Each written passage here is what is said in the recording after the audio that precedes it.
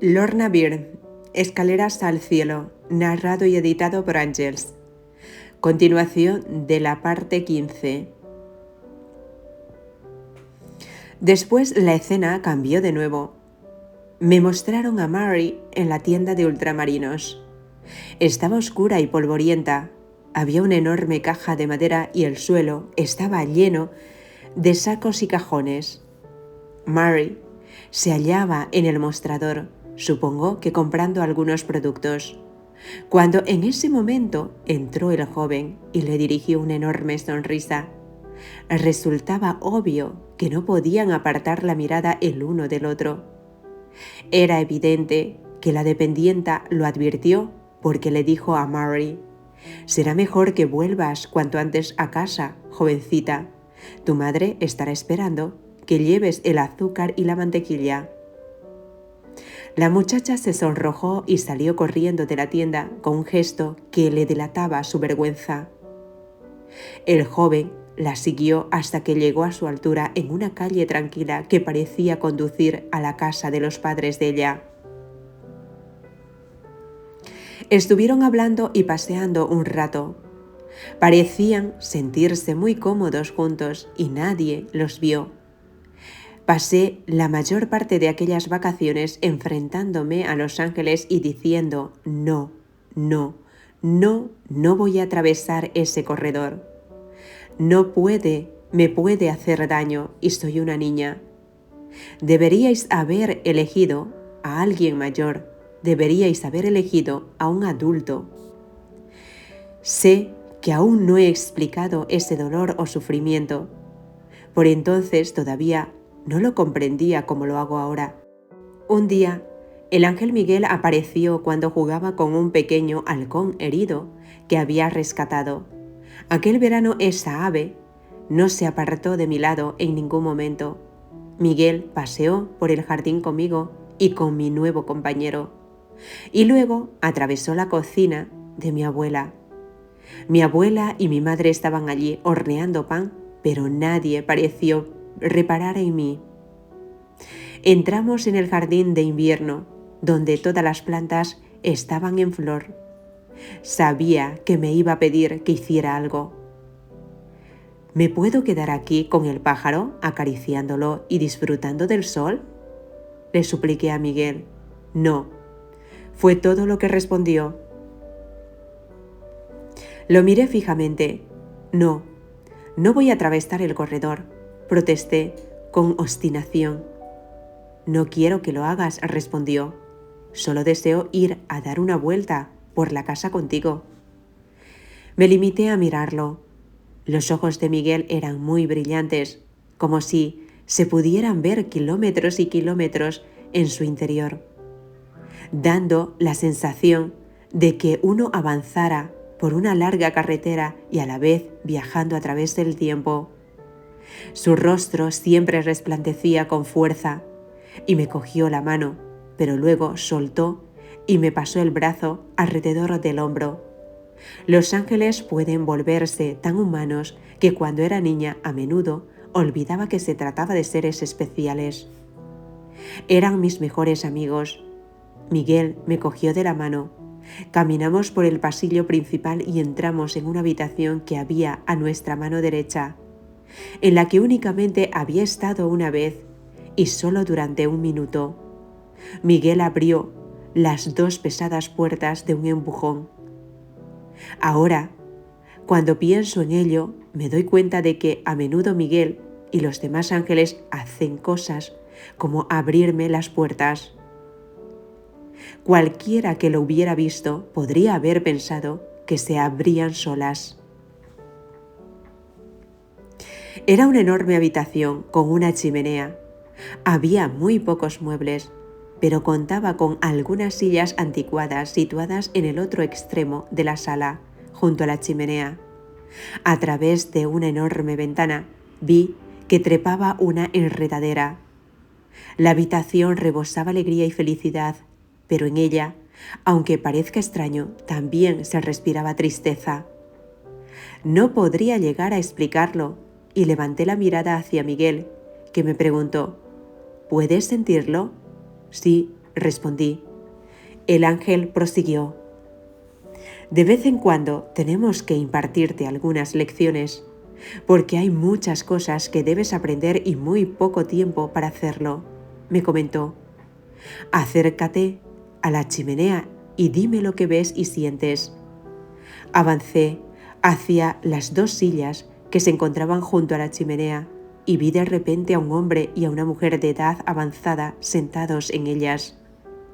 Iban vestidos con ropajes pesados y de aspecto elegante. Parecían sentirse muy felices. Me di la vuelta y miré a Miguel y le pregunté, ¿no pueden verme? No, en realidad están en el cielo, respondió. Pero tienes que verlos. ¿Puedes decirme algo más de ellos? Me di la vuelta y miré a la anciana. Es probable que no fueran tan mayor, sino que su aspecto se debiera a su estilo de vestir. Sí, su cabello es liso y de color castaño grisáceo. Comencé. Lo lleva recogido en una especie de trenza, pero sin llegar a ser un moño, y lo tiene sujeto con un alfiler. No es como los pasadores que nosotros usamos. Es un alfiler largo y da la sensación de que en el medio está cubierto de diamantes. Tienes razón, pero ¿qué más ves?, preguntó Miguel. Mira el rostro de la anciana con más atención. Mira el rostro de la anciana con más atención. Ya lo tengo, exclamé. Esta mujer es la madre del joven, ¿verdad? Miguel me sonrió y asintió con la cabeza. La anciana se volvió hacia mí y por unos instantes pensé que podía verme, pero el ángel dijo, no le permiten verte. A continuación la anciana gritó un nombre, Edward, y se acercó a ella un niño que no contaba con más que 5 años. Tenía el rostro moreno y me dio la sensación de que era bastante rechoncho, pero no tanto como me había parecido cuando le vi en la ventana. Me di la vuelta y miré al hombre, que tampoco era un anciano, sino que solo lo parecía. Los observé mientras miraban cómo su hijo pequeño jugaba en el suelo con un carromato de madera. En aquel momento no pude entenderlo, pero sentí cierto aire de soledad. Y de repente comprendí que, de alguna manera, aquel hombre sabía que le iban a arrebatar a su precioso hijo y que lo iba a echar mucho de menos. El padre de Edward se incorporó en la silla con aire de severidad, demostrando que era un hombre autoritario mientras observaba a su hijo jugar en el suelo. En realidad, se estaba comportando tal y como se esperaba que los padres de entonces lo hicieran, sin mostrar un ápice de amor o de afecto. Independientemente de su conducta, creo que su hijo pequeño sabía lo mucho que lo amaba, porque se volvió y le sonrió. Me giré y miré a Miguel desconcertada. Las sillas son muy distintas a las que hay hoy aquí, comenté, y la chimenea es diferente. No te preocupes por eso, contestó Miguel. Lo que importa es lo que experimentas en tu corazón. Tienes que percibir el amor y el dolor que sienten sus padres y liberar a su hijo. Dios te está usando como una captadora de almas, Lorna, prosiguió. Edward y Mary han elegido quedarse por lo que otros han hecho y tienes que sentir su dolor para que sean libres. Volví la mirada hacia el pequeño Edward y hacia sus padres. Se habían ido. Antes de marcharnos, repuso Miguel, dime lo que sientes ahora. Escucho música y risas, además de muchas voces, dije. Pero algunas de esas voces son recientes. Miguel sonrió. Tienes razón. Tu abuela ha aportado mucha luz y felicidad a esta enorme y vieja casa con su trabajo en el hostal. Ella también tiene un don, pero Dios la ha utilizado de una forma distinta porque no era lo bastante fuerte para hacer lo que tú estás haciendo. Me eché a reír y repliqué, ¿qué me estás diciendo? ¿Mi abuela es la mejor? Miguel sonrió de nuevo y estuvo de acuerdo conmigo. Salimos de la habitación y nos dirigimos hacia las enormes y viejas escaleras. Antes de contar cómo nos encaminamos hacia las escaleras, permitidme que os explique algo. Me encontraba allí, en aquella casa de Munchanen, acompañada de Miguel, pero no creo que fuera la misma casa en la que vivían los padres de Edward. Algunas veces, cuando los ángeles apartan el velo para enseñarme algo, puedo estar en un lugar pero vislumbrar otro completamente distinto. Cuando me mostraron a Mary o a Edward, el escenario solía cambiar. Por ejemplo, la ventana del jardín de invierno daba al lago, pero cuando me presentaban a Mary y a Edward, nunca lo veía. Tal vez la casa en la que se representaba su historia ya no existía, ya que muchas de las viejas viviendas de Irlanda se habían destruido a lo largo de los últimos años. El hostal tenía una escalera muy grande, aunque puede ser que simplemente, como era una niña, a mí me parecía enorme. Era muy amplia, tenía un recodo y torcía a la izquierda hasta llegar a un enorme y oscuro rellano.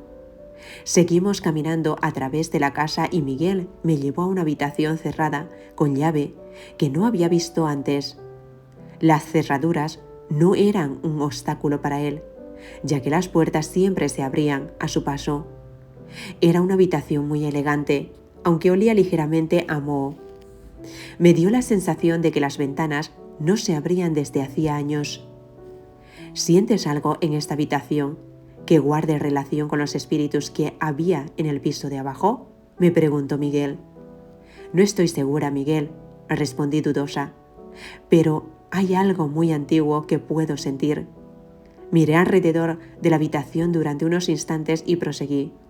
Puedo ver una mano que sale de la cama que hay allí. Hay alguien muy viejo allí y débil. Miguel, ¿tratas de decirme que las sensaciones que se respiran en esta sala guardan relación con los espíritus que se encuentran abajo? Si es así, lo cierto es que no quiero saberlo. Él se limitó a sonreír y dijo, pero Lorna, ya conoces la respuesta. Siempre sabes las respuestas porque nosotros te la damos. Me di por vencida. Sí, en ese caso están relacionados.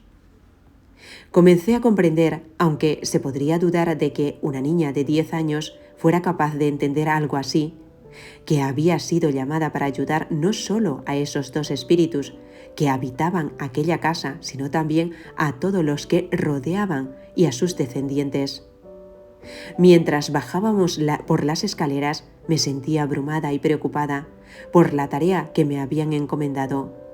Miguel me pasó el brazo alrededor del cuerpo y me abrazó con fuerza. Aquel día necesitaba sus abrazos más que nunca.